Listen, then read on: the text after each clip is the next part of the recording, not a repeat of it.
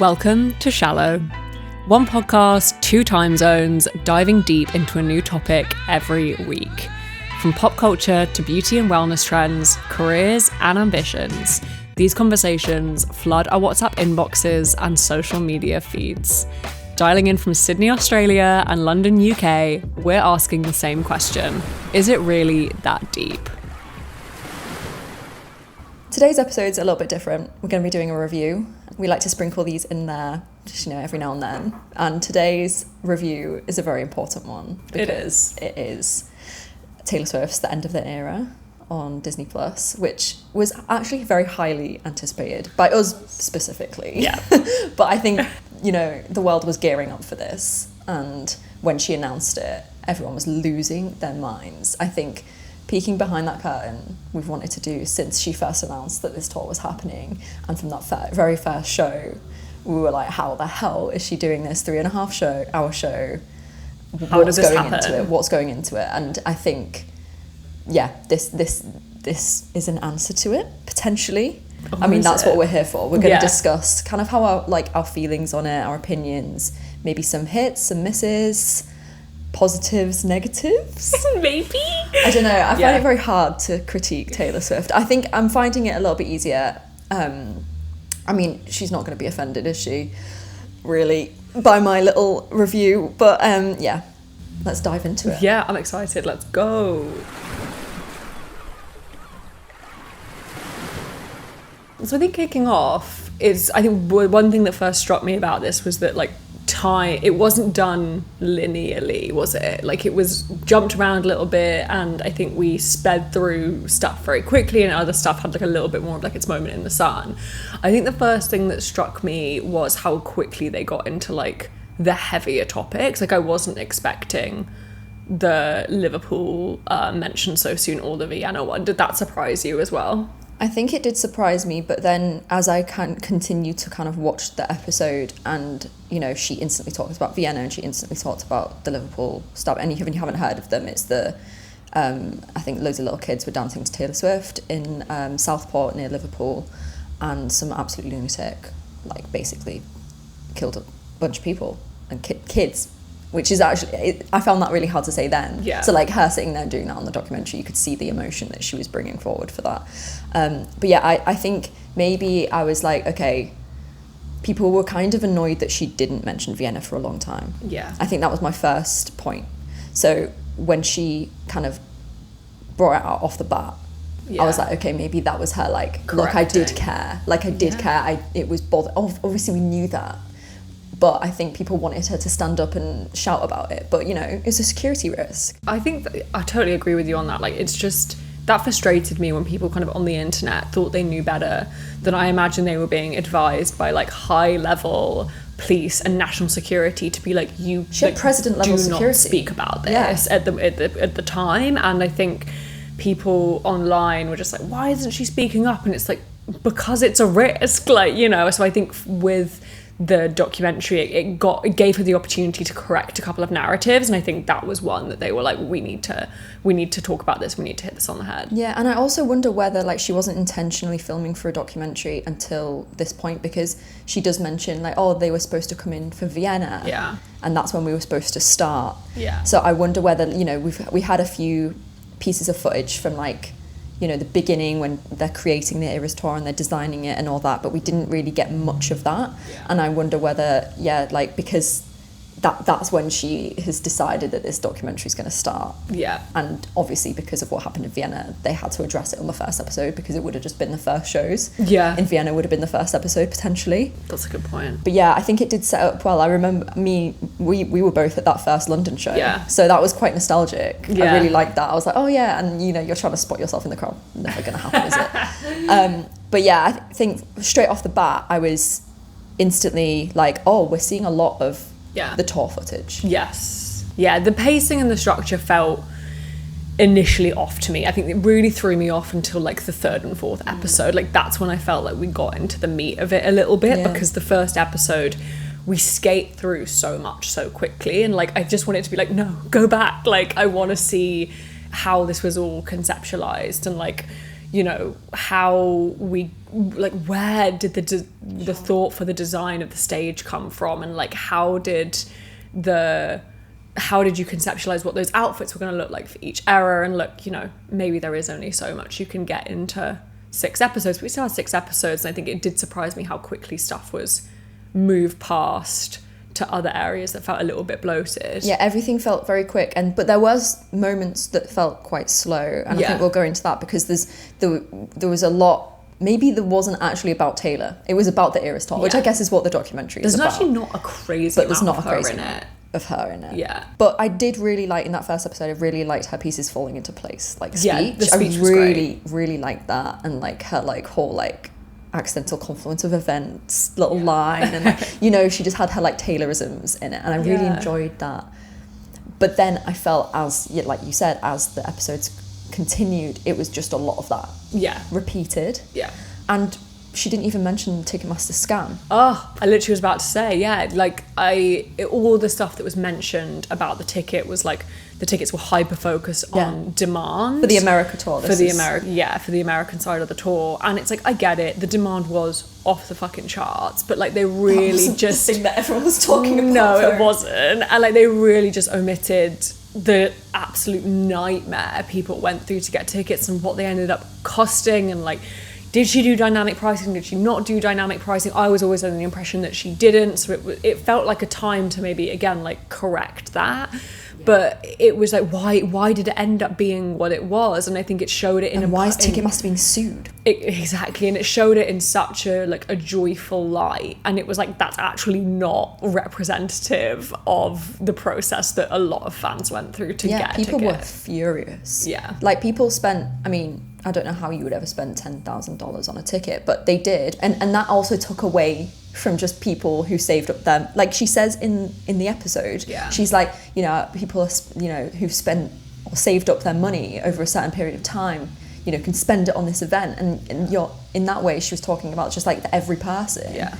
But she didn't mention the fact that like really, really rich people kind of took all the tickets because they could afford them from the scalpers after Ticketmaster, like, ruined it for everyone else. It's crazy. Because also the pricing of what the tickets were supposed to be, and I think what we paid for our London shows was actually so reasonable. I paid £150 for front right standing, which was like the closest you could get. I was 2 meters away from her. I think I paid 98. It's ridiculous. And I was standing at like the T point of the stage. And I was like, these are priced so reasonably. I think she clearly wanted the tour to be accessible, and I don't know, it's because there's a lawsuit going on that maybe they couldn't speak about it, or maybe they wanted to focus on the joy of it, but it did feel like a bit of a miss, being like, whoa, we are just totally skating past the reality of what happened here. Yeah. I think, going back to what you said about, because I think the first episode did have a lot of the creation of the Eras tour. There was a lot of like, you know, like SketchUp models of the stage. There was a lot of like plans and elevations, but they were like boom, boom, boom, done.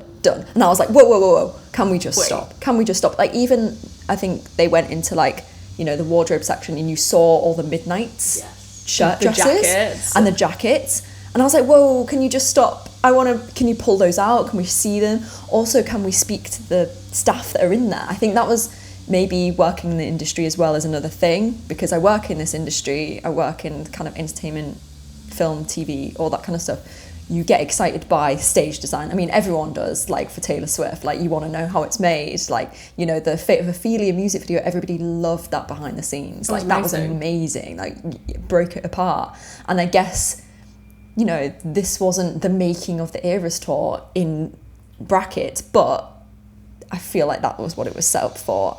Agreed. I think they really honed in on like the dancers and the dancers' stories, didn't they? And like, we did hear a little bit from the production designer, I think his name was Ethan Tobin, about like, you know, doing the stage dive and things like that. But I'm with you, like I wanted more, and I wanted to see more of the kind of the wardrobe assistants and maybe the sound guys and how the stage was built as well, because like that's a feat of engineering. And also I think, yes, you're in the industry and you do a lot of prop and set design, so naturally that's going to interest you, but I'm not in the industry, I don't do that, and that would really naturally interest me as well. I wanted to know why she chose it. I think that was the reason. It was like, this is how we did it, very brief. Why? But then I wanted to know why. Why did you choose the diamond at the end? Why did you choose that big walkway? Because you wanted that rep, you know, walk all the way down. Like, what is it about that? And also, you know, like, I think Andrea Swift says, you know, if she doesn't stand in the right spot, she might get like pyrotechnics in her face. And I'm like, I want to know, like, I want to see her like figuring that out and having that conversation. I think that's what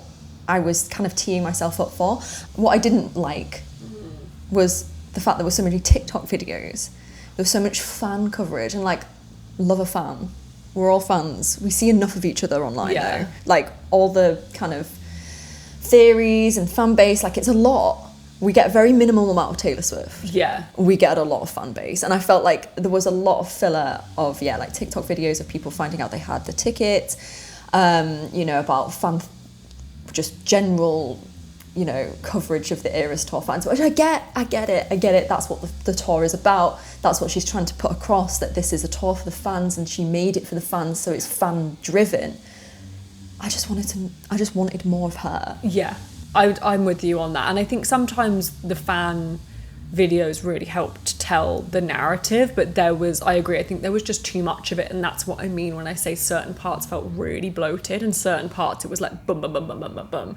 And like, I went back and read her Instagram caption post for the launch of this, and like, she does kind of explicitly say, like, we allowed cameras in as we were winding down. So I'm like, okay, it's the end of an era, not the start of an era. But going back to what we were saying about like the stage design, and we do still get those vignettes, and it was clear they were filming at the start for maybe like archive footage or what, something, you know, they were like, okay, we're putting on this massive thing, we need to get some footage, like, just in case, basically.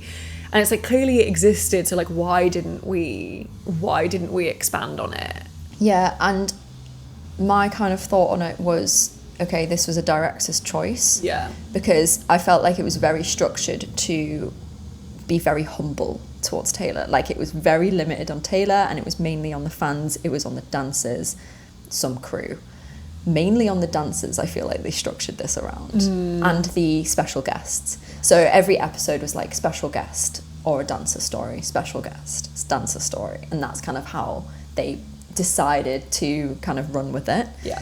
And although I did really love, you know, the dancers' stories, Jocelyn's in particular, the cancer story, like, that was super rough, and like kudos to her. Like, I don't know how she did that. Coming back to the tour like 2 months and after. And also, what a testament as well of how much she wanted to come back, that she was like, literally, treatment's done, I'm back on a flight. She was like watching the live streams in hospital getting chemotherapy, like, yeah, I mean, I get it. Yeah. I get it, but I've never been in that situation, so I don't like, that's just wild to me. But that I mean, that's another testament to, like, I think that was really good to put in the documentary, because it's like, look, people who work for Taylor also love Taylor as much as you. That was the whole, like, it's not just this facade that she puts on for Instagram, for the cameras, for the like, for interviews. Like, she is genuinely very nice, and I think from being a fan for a long time, I've always in the back of my mind been like, oh, but what if she isn't actually very nice? But nothing has ever come out, you know, that's ever said otherwise, in my opinion. In the industry, it does seem to really circulate that she is a genuine, hardworking, nice person to work with. And I think one thing I wasn't expecting to come away from the doc about was, like, you know, almost like how to be a good boss. And I really am intrigued about Taylor as like the businesswoman, because like, she didn't just trip and fall into this career. This has been calculated, this, and I mean that in a nice way. She's been she's thought about this, and she's been strategic, and that should be applauded. And I'm always intrigued, because obviously we see like music video Taylor, on set Taylor, like, you know, late night talk show Taylor. I'm interested to see like what's that like boardroom version of her. And I think it was really interesting for her to see, like, you know, she gives people gold stars when they deserve it. She gave, you know, those fucking bonkers bonuses because they all did. I was just going to mention those. How do you feel? Yeah, which is good. Like, that's like, you know, I think we took a, like, online there was people kind of like decoding how much we thought that was said, and we're taking a punt that it's like $750,000. That's a life-changing amount of money, and even $100,000 like to the truck drivers, you know. And the PA, can you imagine being a personal assistant in a production company and getting like 100k bonus or 50k bonus or whatever it is in the Ks, like, you'd freak out. You'd be like the guy was on the screen, like being like, oh my god, you don't know what to do. Like, that's not something that you ever think that you're gonna get. So to just get that in your workplace is astounding. Like, it's crazy. And I think seeing that as like, you know, she gives people the pats on the back when they deserve it. Financially, she's, you know, sharing in that wealth. And I think that's another kind of narrative that the documentary wanted to like course correct a little bit, was that she's like this evil like corporation billionaire. And look, I'm still a bit like, oh, billionaire ethical, like that's something that I can't quite put together in my mind. But I think you can't, like, who else is doing that? And I think just recently, didn't she donate like millions and millions of dollars to like so many different charities for Christmas? Like, you don't really hear about many celebrities doing that. I mean, what other celebrities come up on your feed that's done that this year? Obviously she has the means, but you know, being a bit more lighthearted, I remember after we watched them get the bonus, and then they went straight on to like rehearsals, and Taylor was there, and I was like, yeah, you better dance. You better dance good. You better work. Like, fucking hell. You imagine just dancing like, I've just got $750,000. Like my life has just changed. Holy shit. What I did really like about episode 2, I really liked the Torture Poets coverage. I did think some of it was a bit used from the music video. Maybe, you know, the I Can Do It With a Broken Heart music video. Oh, yeah. There was a lot of footage from that crossed over. I kind of didn't want to see that. I've seen that before. But I really liked hearing her directional stuff when she's like, and maybe it could be like this. And like, she's very, you can tell she's very like theatrical. Like, she thinks in like how it's going to look. And yeah, I just really like seeing her. Like, it's the same thing when she's writing songs and you see that she's like getting so excited. And I think that is like pinnacle Taylor, when you are watching her being creative, whether that is kind of like constructed, whether it's like, oh, the cameras are coming in now, we're going to do like a, you know, a scene where you're going to talk about, you know, how this is going to be made. You know, I think she's genuinely like that, and you do get glimpses of it. The Torture Poets department section, so theatrical, lying on the floor, like that to me is like old school Taylor Swift. That is like Haunted, Long Live, Speak Now on stage, dramatically dropping to the floor. Just like throwing chairs. She knows what she's doing. She knows what she's doing. And I liked how she was like, yeah, this is the most like, some of the most heartbreaking, dramatic stuff I've ever written. But it brings such joy to everybody. And I think that's what it was when I was in that crowd. And she was singing Who's Afraid of Little Old Me. I was like, mind blown. Mind blown. It was a cathartic religious experience. Like, I think that one as well, like the Torture Poets department like era, did feel like, again, a bit like rap, it just felt a bit more elevated and a bit more like up there. And I do wonder if that's because, I don't know, obviously it's a very like, it's a really emotional album, and maybe she was like, this isn't gonna be a tour, so I'm gonna like really try and pump this up. I really liked the choreographed scenes with Mandy Moore. Yes. Loved them. And that was part of the Florida choreography for Florence. I love Florence as well. Florence Welch. Oh my God, she's so amazing. It's so funny because she's such a massive artist in her own right, like Florence and the Machine. She looked so fragile and small, like, oh, I'm just coming, like, you are Florence and the Machine. But I think that's the kind of Taylor effect. It's like, you're around this person who is just like, she's on another planet. Yeah. Really. But yeah, I think she said something, what was it? She said, me and Taylor are similar because the persona is huge, but the person is soft. I really liked that. Because I just think that kind of tees up to everything you think of as Taylor Swift. You think of her as this massive conglomerate, like she said, like she's this massive pop star the biggest that the world has ever seen, really. But you kind of want her to be the same as you because you relate to her in such a kind of familiar way. Like, she is your like best friend of music. Like, she understands things you're going through. That's why people connect with her so well. So I just thought that line was really important because I just thought, yeah, that's exactly what it is to people. I mean, if she's not, she's not. But like, that's what she portrays. I would have liked, again, to have seen a bit more of how the Torture Poets department era was like kind of built and constructed. But I was really surprised that she mentioned her breakups. Like, I wasn't expecting that at all. That was crazy. Because I think in Shoga what we've seen is like there's a bit of arm's length happening. Like, I felt like we didn't get that like diaristic granular detail we've had from her in previous albums, and I was like, okay, maybe this is her essentially like not stepping back but trying to just be like, okay, I've got this private life, I really want to protect it, like how much do I want to let people in, but her just being like, just very matter-of-factly being like, I went through 2 breakups, it was shit. I love you thing on stage about? That's what I want to know. What was that? So remember that? If you missed that, she basically, like, what happened, like her and Matty, so like, Matty was doing some 1975 shows, and he turns to the camera and he goes, I love you. Like that. And then like a few days later or something, Taylor does the same thing. Oh, it was about a song. It was like, this is about you. Like, yeah, this is about you, know who you are, I love you. Yeah, 2 breakups, is it? Just 2 breakups. 1 6-year long one. 1, what, 2 months?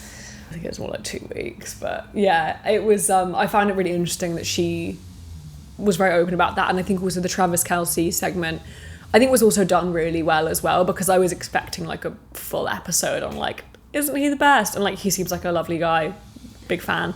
But I didn't, this is the Taylor Swift documentary, not the Travis Kelce documentary. I think they were very careful with that. Yeah, and I think the amount they sprinkled in was just the right amount.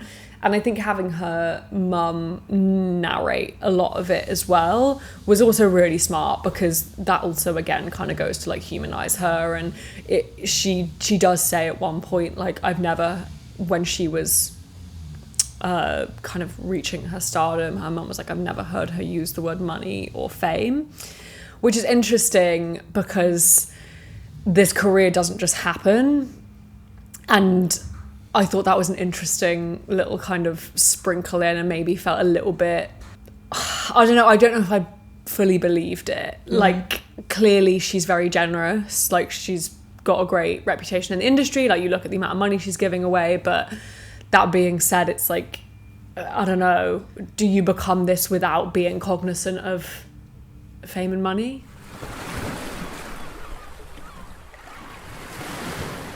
I think maybe starting out as a, young teen, money probably didn't even really come. I think they were quite comfortable as she was growing up. So maybe money wasn't driving her initially.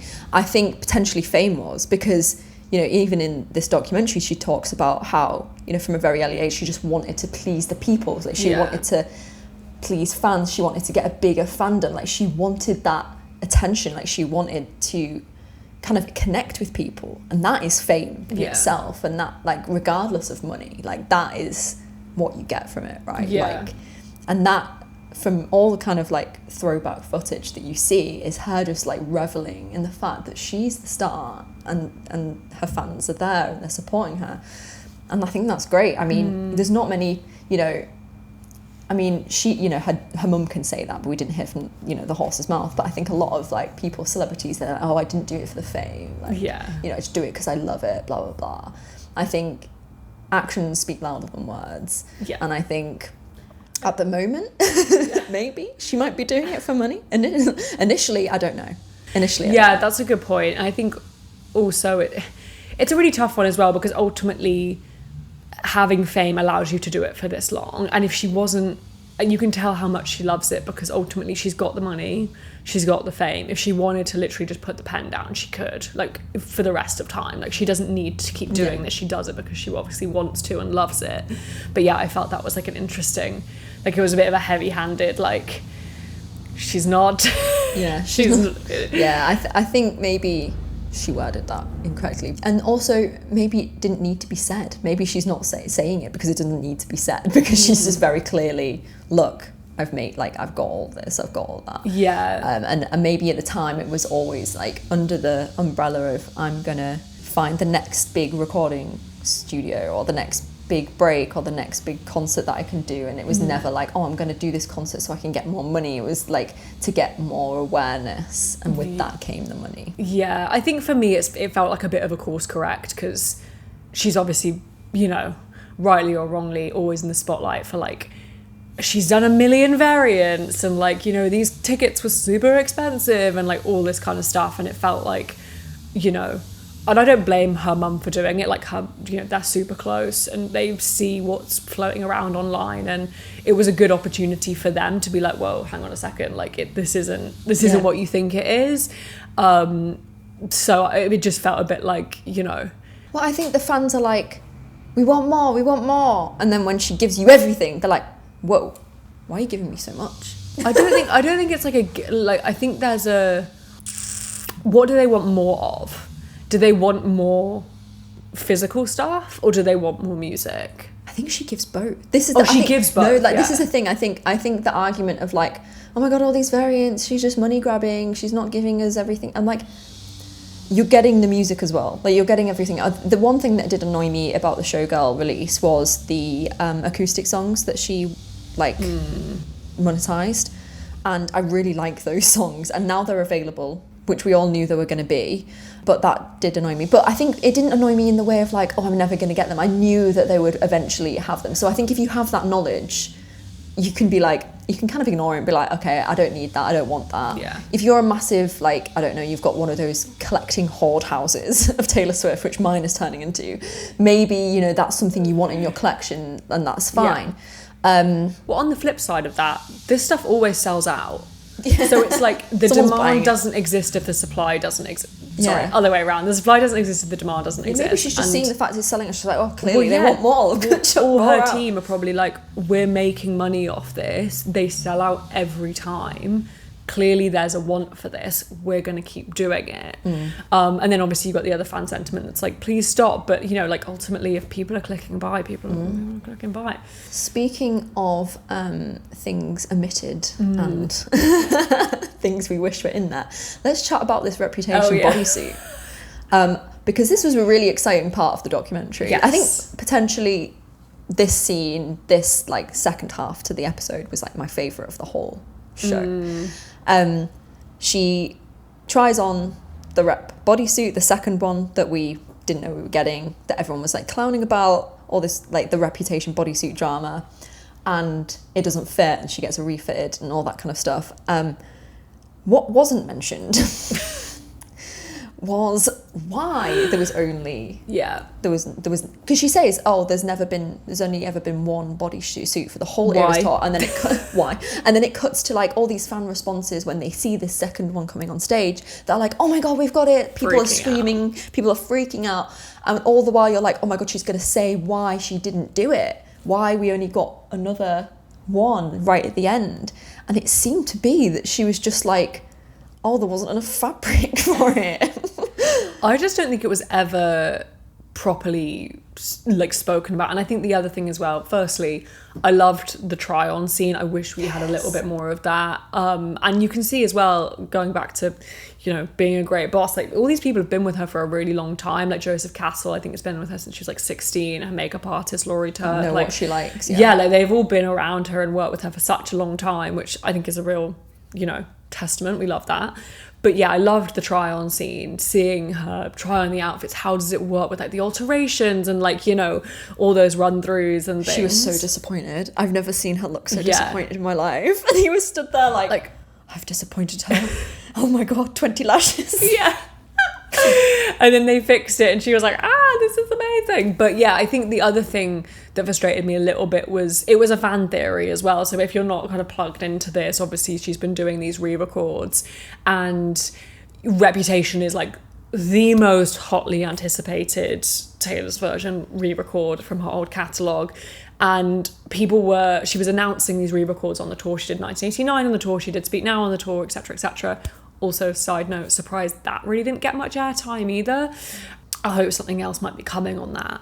But it was the whole point of when she kind of changed that bodysuit, the fan theory was like she was going to announce it. And I think that was the real reason people were freaking out. And also, like, majority of those, like, fan-led videos online in regards to that bodysuit will have been about that theory. So they, like, whoever's like gone through all those and picked them out must have been like, okay, we've got to find one that's just relating to, you know, reacting to it on stage and nothing to do with the re-record being released. Because I remember, like, because I went to another one of her shows and we were in the rafters and she did a surprise song, I Did Something Bad, and the whole stadium went green. Yeah. And she clowned us. Yeah, she did. Where I was screaming. I could have been on that online, like in one of those reels, like freaking my little mind out. She knew. I think that's why people grip onto her so much, because she doesn't give.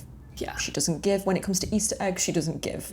She dangles the carrot in front of you, she takes it away. She dangles the carrot, she takes it away. Yeah. Like it's just what she's about. And I think she was also using it heavily as a bit of a red herring, because she was obviously recording Showgirl at the time. Like, we had no idea of that. And she was leaning in. She's wearing a lot of snake paraphernalia. Yeah, she had, like, when she would go out, she would have, like, her snake necklace on. She knew what she was doing. So anyway, not to say that the outfit wasn't incredibly beautiful, stunning, well-made, needed its moment in the sun, all of the above, but it wasn't quite the full picture, which I think is kind of how I view this whole documentary, to be honest. A lot of it just isn't quite the full picture, and I think why just isn't asked enough. And I think another moment as well was when she said in the first episode that she felt hunted. And I would have just loved like a little bit more on that, because I think, again, it goes back to how all of these episodes felt like kind of tried to humanize her a little bit. And I think it did a pretty good job of that. But I was like, okay, why are you feeling like that? Like, you know, also Ed Sheeran was in the room, and like kind of the perfect place to maybe dig a little bit deeper into that. And I feel like we got a lot of, I don't want to be that person who's like, I always want more. Like, I'm so happy with what we've got, and we, you know, as a fan, I really enjoyed this. But I think there were a few moments where I was like, oh, can you just dig a little deeper into like why you feel that way, or why you made that creative decision. Yeah, I think fans as well, when they listen to her music, you kind of give a lot of yourself to the music, you give a lot of yourself to the fan base, and you kind of want that back from her in a way. I think it is a shame that we're not in the Miss Americana documentary era, because I think in that documentary we got a lot more candidness from Taylor. It was a lot more like, I know this is not normal, you know, like and a little bit more of an insight into her eating disorder. There was a lot more personal, you know, kind of tropes to it. Like, I think if this had been the Miss Americana documentary, she might have gone into the heartbreak a little bit more. She might have gone into like so many different things a little bit more. I just think, unfortunately, like watching this, I just thought she's unfortunately too big to be able to do it. Like, I don't think it kind of made me a little bit sad, because I was like, oh, I see. This is a very polished documentary. It's very Disney-fied. It's very like clean for Disney. Everything's very, you know, even some points I thought were scripted. Yeah. Which is fine. You kind of expect it, you know. There was, I think the one in the final episode that really stood out to me was the kind of like, oh, we can change the lyric to the end. It's the end of an era. You know, I thought that was really scripted. It's fine though, I kind of liked it. It was theatrical. Yeah. It's probably how it happened. But like, I just don't think in that moment that's how it happened. But I just think everything has to be very clinically designed and like curated, because for one, like, she is a massive safety risk. Like, she has to have almost, I think she did have president level security when the Vienna thing happened. I think in London she did. I think she probably still does now. And, you know, there's been, you know, snippets online about the potentialness of her having like a stalker for the past so many I imagine years. She's probably got a few. Yeah, and the rest. So it does make me sad, but I don't know what we would expect otherwise. I think I was probably expecting, I mean, because I didn't expect for her to really talk about anything personal. I think I can kind of like put that to one side. I think I would have expected more about the creative decisions that went into like, I think that's something that you could really share without any risk. With the rep bodysuit, why did you choose, you know, to have that style? Like, what was it about that you really loved? Or like, what was it about the fringe midnights thing that you like decided that was, you know, good for? Also the Versace bodysuit. Yeah. I just wanted to see that up close. Yeah. Get the mics laid out. Let's get a close up on the mics. Like, you know, that would have been so cool. Or seeing somebody like make the mics, but maybe they just didn't get that footage. Maybe it just wasn't there. Yeah, potentially. And I think that with the personal stuff, like, you know, this was about the tour, and I think that was obviously, yes, like, she had personal stuff going on with the tour, but I think making it about the tour we weren't expecting necessarily a huge amount of like personal stuff in there, but I would have just liked a bit more into the background of how it all came together, you know, why certain decisions were made in the way they were made. But I did really like how candid she was about the fact that like every element of this tour is stage managed, like everything is choreographed down to like her quick changes to that was so fun seeing all that behind the scenes, her like sliding on the thing and like running up to costume change. That was so cool. And her just being like, this isn't effortless, like this actually took a lot of fucking work. Also like her cutting her hand and like her talking about, I was like, girl, she also the way she talks as well, she's so A-type personality. She's like, and they just put a thing on it. I wasn't late. I was like, wasn't late. I was like, yes, girl, get it, queen. So what would you say was your like highlight of this documentary? I think the highlight was seeing about kind of just a bit of behind the scenes of how this all came together, because like we just needed it, didn't we? I was like, I just need to know how, a glimmer of like how this was made, how this was conceptualized, how she trained for it. I loved that. Oh, did you see the comments on like Instagram about that training scene? No. Oh god, people are crazy, can I just say? Like, I thought it was great. I was like, yes, get it. And people were like, that trainer should be ashamed of her doing a pull-up like that. And there was like loads of like gym people being like, yes, that's so bad for such bad form. I'm like, hon, you've seen like 10 seconds of her training routine that she has like dolled herself on for camera. Like, it's not that deep. It's not that deep. It's not that deep. Carry on. I loved that. I loved Amanda's story. I thought that was great. That was great. And that was quite emotional. I love Justin's story as well. I thought that was great. I would have liked to have seen a little bit more from kind of production crew, like makeup artists, half maybe the dancers' stories, and a bit more of everyone else who also went into it. Because I mean, one thing that comes really clear off the back of this is this was a crazy, like, you see someone doing the washing, you see the wardrobe assistant, she has dressers, like, you know, this is a huge fucking production. Like you see a bit of the makeup as well, and I see people like picking that apart and being like, what is that? What's that product? And like I would have loved to have heard from them, and maybe she didn't want to do to camera stuff, but I'd have loved to have heard how they make her makeup stay, or like how they came up with the look. Like that would have been great. That would have been amazing. That being said, I think it did a great job of making her seem like a human being again, and I think she says it in the documentary of like, you know, her past boyfriends have just kind of, or you know, especially the men in her life have viewed her as like this big conglomerate, and I think it is incredibly easy to view her like that rather than a person, and I think they did a great job at being like, there is a human on the other side of this. She's not a normal human.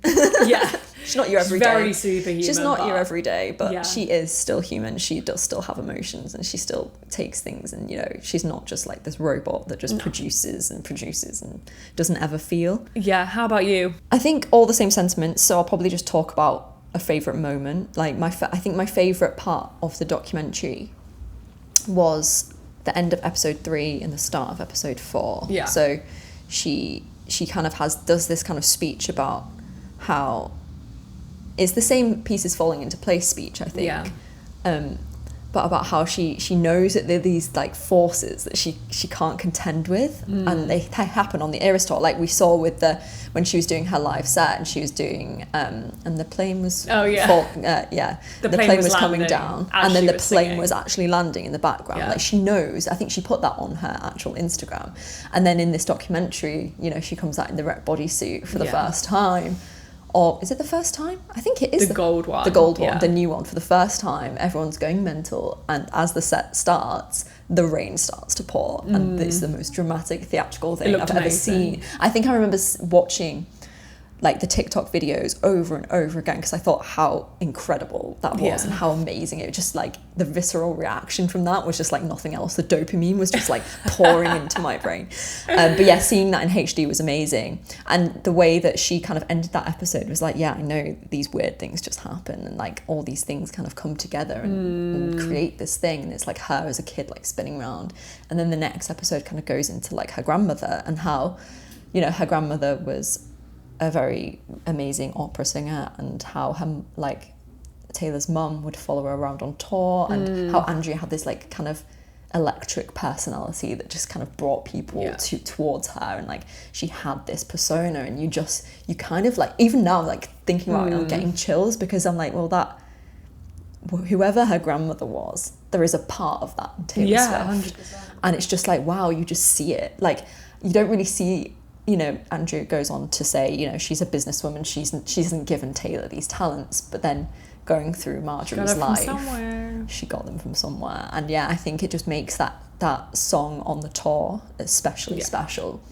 And I think you can feel that even when she sang it like 50 million times, like you can see in her eye, like she looks overwhelmed. And hearing her like grandmother like sing in the stadium as well, I just thought that was a really good way of like tying that last episode into that episode. And I was like, oh, and that made me feel something, you know. The rest of the last episode I don't really remember, because I just thought it was a lot of tour footage and not enough. It wasn't the ending I wanted.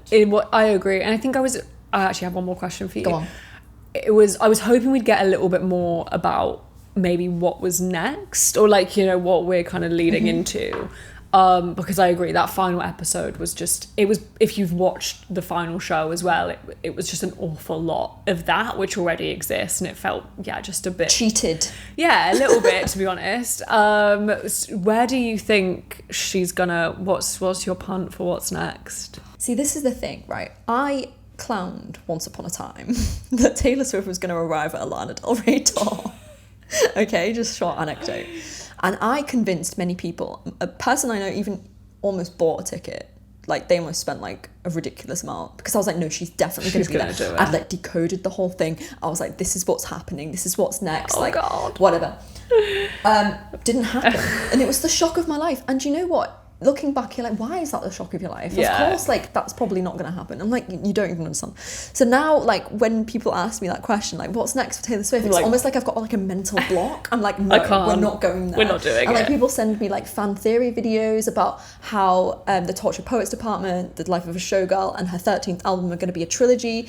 And there's this whole like broken down thing. And you know, I got like 3/4 of the way, and I was like, like I can see it. And then I was like, whoa. Like, no. Chill. Just because it has the at the front doesn't mean that it's going to be a trilogy. I don't know. I feel scared. I'm not lying. Like, I do genuinely feel a bit scared for this next album. Like, I feel a bit like I'm excited. In what way? I don't know. I think, you know, because it's such anticipation. The reaction to The Life of a Showgirl was crazy in both directions. People were like, this is going to be the best album she's ever brought out. Yeah. It's a good album. I don't think it's the best she's ever brought out, but I really like it, especially Wishlist. But her 13th album, it's like, that's her album. That's her 13th album. And I feel nervous. I feel like when I watch the Olympics, I'm watching my favourite athlete do the 200 meters, and I'm like, they'll win, and it's that same like, they're gonna win though, maybe they won't, and someone, I don't know what it is. I feel nervous. I don't know what's next. I think that's a convoluted way of saying that. I don't know what's next. It's definitely going to be a 13th album. That's what I do know. I don't know whether debut. Yeah, I think we were still waiting on debut and the Rep Vault tracks. Do you think we'll get another album next year, or do you think it's too soon? I have no idea. I think previously I would have said yes. Now I just don't know. It's just weird. I think I got into the 1989 to Reputation Taylor, where there was like nothing for so long, that when she gives us music constantly, I'm like, whoa, this is not going to happen again. This is not going to happen again. This is like, so maybe. I mean, I think she's made it clear that like she cannot stop writing. Like, that's something she has to do. I think where she knows that the next one's the 13th album, like obviously that's going to come with a certain amount of pressure. I'd be really interested. I cannot wait to see what she does. I have no idea. Yeah. I also want a documentary on the re-records. I really want a documentary on the re-records, and I thought we'd get more. If we were given one or the other, which one would you take? Re-records documentary, Eras Tour documentary, for what we have now? Would you trade it? Yeah, I'd trade it for a re-record. I really am so fascinated to see how those re-records Also, I want to know what happened in Electric Lady Studios with Matty Healy. Yeah. What happened? It was supposed to be on the 1989 re-record, apparently. Anyway, this has been great. Love chatting Taylor Swift with you. Next episode in a couple of weeks. And it'll be about Taylor Swift. Jokes. Bye-bye. Thanks so much for listening to Shallow. If you enjoyed this episode, we'd love it if you could leave us a review. It makes a really huge difference in helping others discover the podcast. We always want to hear from you, so feel free to slide into our DMs, send us a bell, or follow us on Instagram at ShallowPod. Shallow is a boxed off production, written and hosted by Lucy Bell and Phoebe Whittle. We'll see you next time.